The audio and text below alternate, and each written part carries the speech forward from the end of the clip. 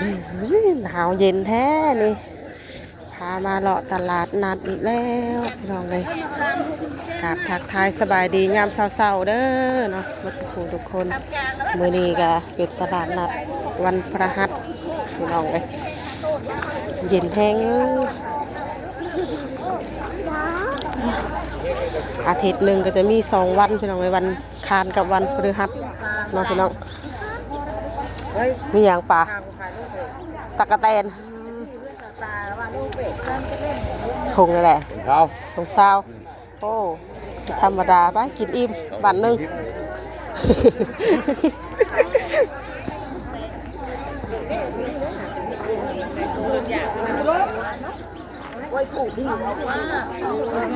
มันจะหมักแตงเนาะ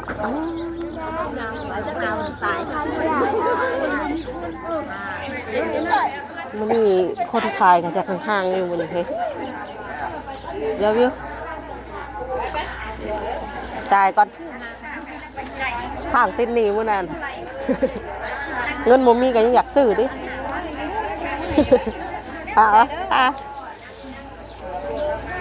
เงินบ่มีก็ติดหนี้ไว้ซื้ออย่างเนาะพี่น้องเอ้ยเป็นคนขายกับบ่ค่อยหลายมื้อนี้บอกอาหารเลยฉันรับไปมันตะมันขี่กันวะกุติบ้านนี้ก่อนลบบ้านนี้ก่อนดีถาม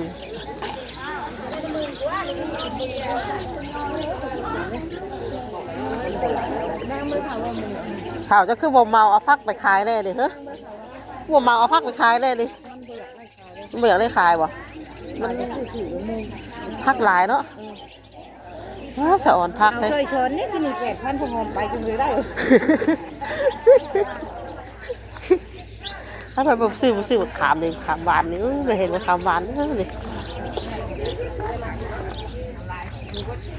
ลมขามหวานทงก็ได้ตัวละ10มา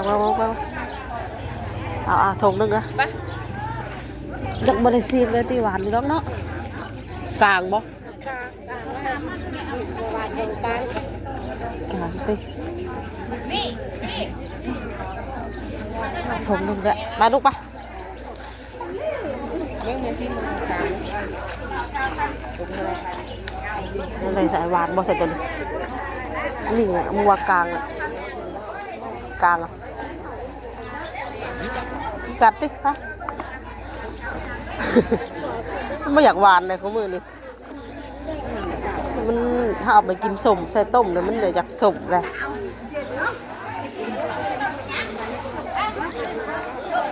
ส่วนมากก็จะมีขายแต่พักแต่หญ้าเนาะพี่น้องเราอยู่บ้านนอกบ้านนาเขาก็จะมีแต่อาหารธรรมชาติแหละมีกับมีตะกะเตนมีหอยไข่มดแดงปะมีกับปูนาพี่น้องเลยนะ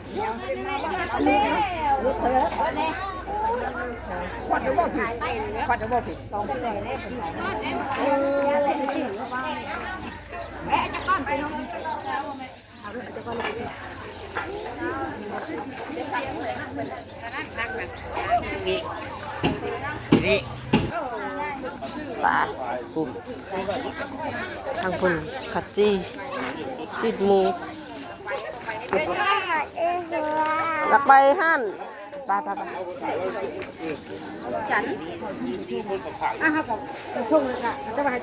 ไปย่างเลยดิอาหารจีน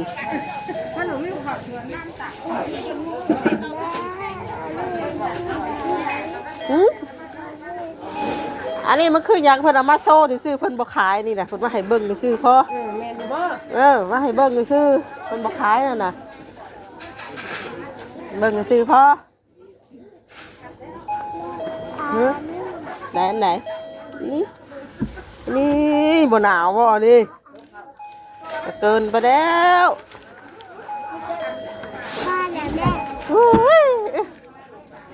ยอมนะยอมลูกนะเนาะบ่จักนงจักหนาวดิเฮ้ยเอายังอีกบาทนี่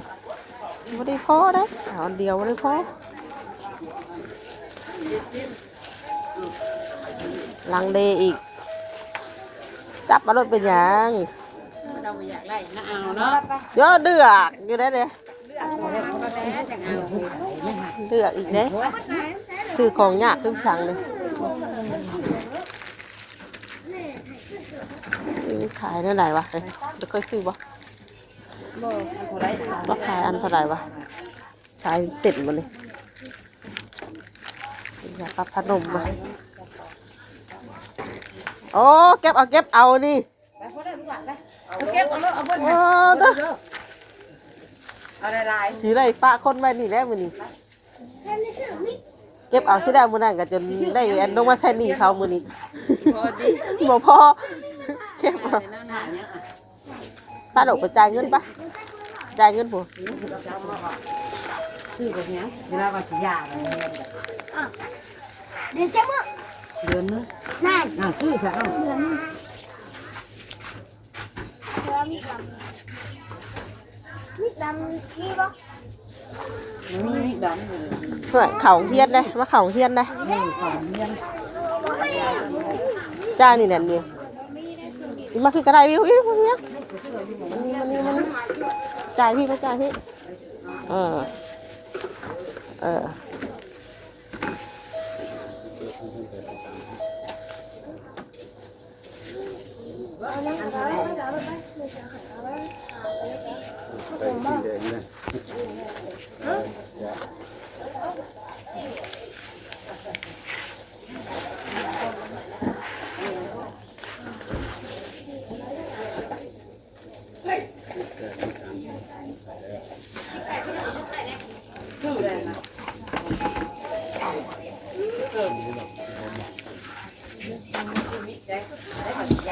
ขายดีเนาะอาหาร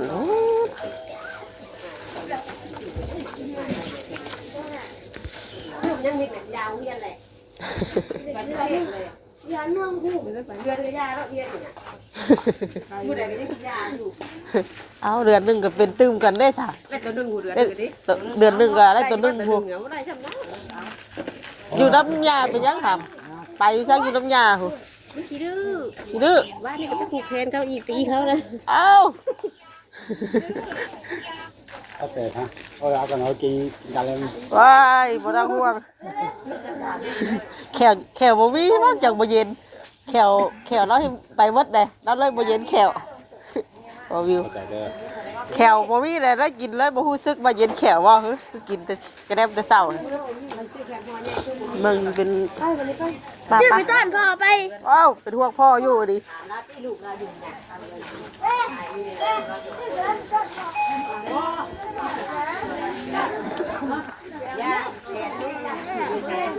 ฮะได้ยังล่ะบัดนี้เอาไปคนเคยซื้อห้านใดต้องไปซื้อห้านนั่นเลยนี่บ่แวะบ่ได้เอายังเอาจีใส่นุ่มบ่เอาจีใส่นุ่มบ่เอาจีใส่นุ่มเนาะบ่ต้องเอาปาเต้เนาะเอาจีใส่นุ่ม2ก้อนนะ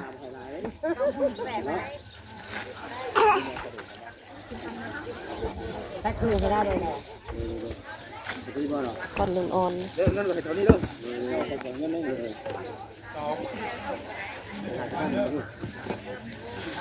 นี่ก็ขายโลแล้วรุ่นบ่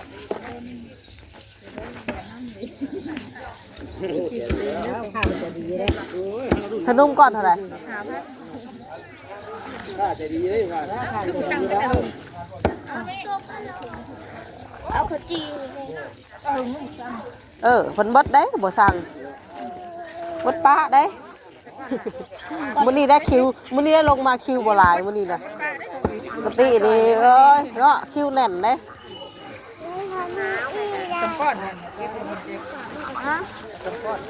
ไปก็ได้แล้วสิ บ่ไปเอาลูกอยู่เพื่อนรุ่น ร้านขายหมูกะเถียงกัน นี่นี่มันนะเอามันเอาอ่ะ ไปซื้อข้าวผัด ก็ชอบไปเอา ไปซื้อข้าวผัดเนาะบ่ต้องซื้อข้าวเปียกเนาะซะเนาะ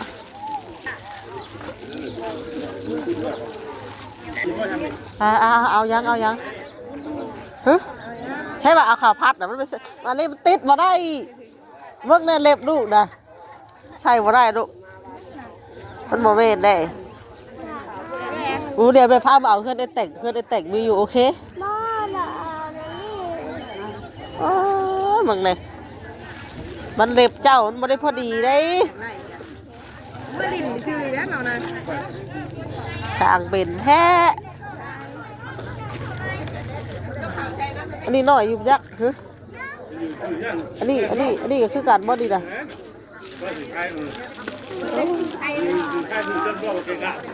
เอาตัวนั้นบ่เอาดีบ่บอกพี่เด้แต่พี่บอกมักบ่ฮึ เอาแม่ ฮึดูดิอยากได้เล็บปลอมดีบ่เอาดีบ่ดิ เอาสีฟ้า เอาสีฟ้า ไม่เด็กยาวแล้ว ว้าวเล็บยาว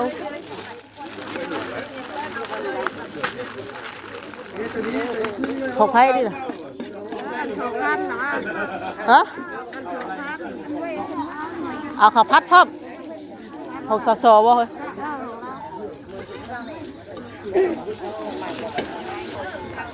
เอาได้เล็บล่ะเอาใส่ดิไปใส่เสื้อไปยังพี่อ่ะสิแล้วแม่บ่มีเล็บให้บ่ได้ปั่นเล็บให้เอาแล้วแม่ข้าวพัดน่ะอะ10บ่บวงกับบดห่านบ่อยู่ดีๆนะนี่เหรอปะกล้วยอันหวานคือหวานนี่บ่อาให้ได้สัก10,000ผัวเพิ่นลุกทอดให้ติเลิกจากงานบุญก็มาอันงานตลาดนัดต่ออีก ยังเดือกล้วยหาดีเลย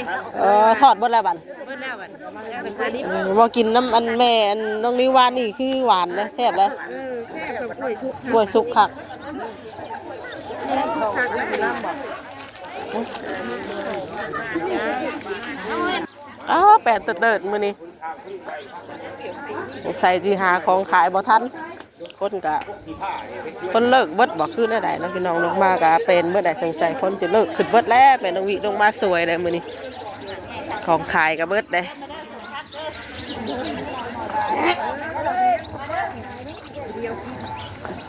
ผักเลยส่งผักเลยน่าเอาเงินทอนกูแล้วบัดเอากูให้พ่อเอง บ่ได้หยังมากินแล้วบิวตี้บ่มีหยังมากินเลย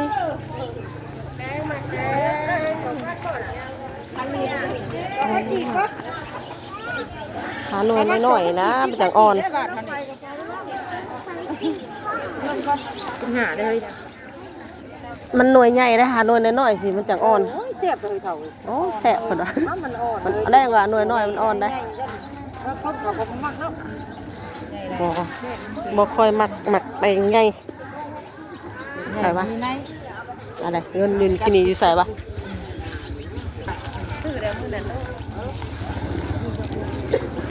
ถุงเท่าไหร่ถุง10ปะเมื่อเฮือนฮะผูปะเมื่อเฮือนผูมา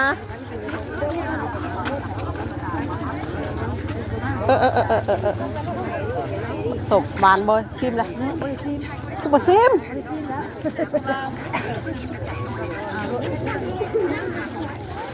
ซื้อเมื่อรถกินบ่ได้ได้ค่ะ เด้อนี่35เด้อทางนี่เงิน35เด้อ ปะ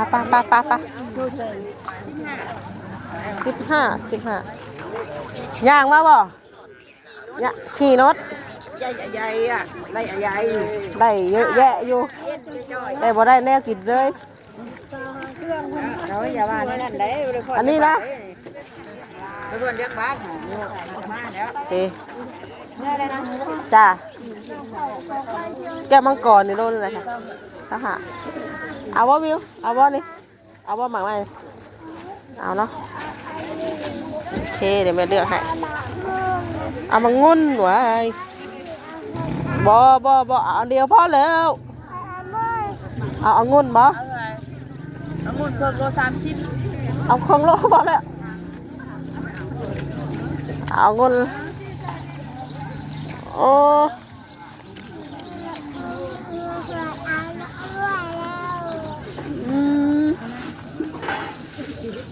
หวานอยู่บ่นู ได้ลำได้เลย อยากเบื่ออะไรกับแป๊บนึงลูก ยังรถ15 แม่หลับมาแล้วอะไรแม่อะไรหลับมาแล้ว ปลาเมื่อไปสบัดนี่ไปเมื่อเฮือนเมื่อซานไปมันนี่มือมันเปื่อยแล้วก็เมื่อกินอยู่เฮือนนะพุ่นน่ะดอกเปื่อยกะคนของขายก็บ่ค่อยหลายมื้อนี้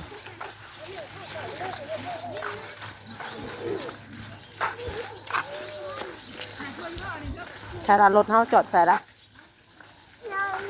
ถนนคอนกรีตเฮากะเฮ็ดมาฮอดตลาดนัดพอดี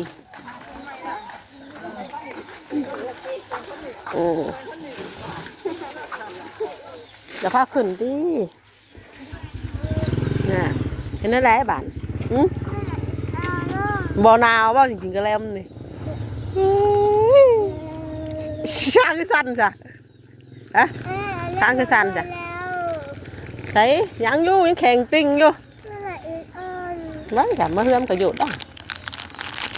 มาดีปะดุ้งวันจ้ะ ไหนนี่ผู้หลักตาย เฮ้ยเบิ้งค่ะ